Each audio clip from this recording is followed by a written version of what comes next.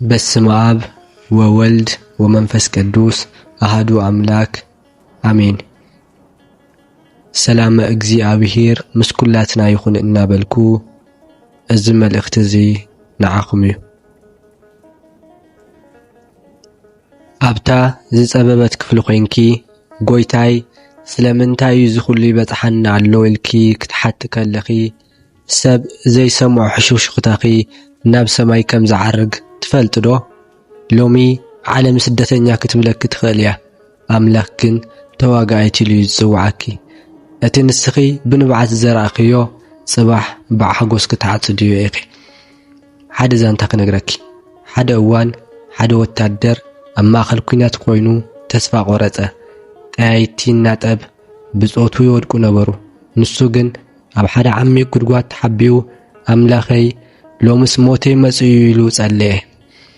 በቲ እዋን እቲ ሓደ ንእሽቶን ሳሬት ኣብ ኣፍ ደገ እቲ ጉድጓድ ድርዒ ክሰርሕ ረኣየ።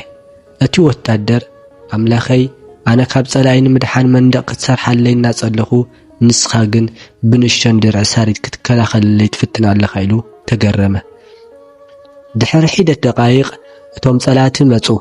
ናብቲ ጉድጓድ ክጥምቱ ከለዉ ግን እቲ ድርዒ ሳሬት ከይተበላሸወ ስለ ዝረኣይዎ ኣብዚ ሰብ እንተዝህሉ እዚ ድርዒ እዚ ምስ ተበላሸወ ነይሩ፣ ስለዚ ሰብ የለን ኢሎም ሓሊፎም ወኸዱ።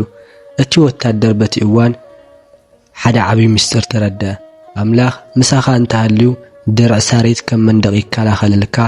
ኣምላኽ ምሳኻ እንተዘየለ ግን መንደቕ ከም ድርዒ ሳሬት ይፈርስ።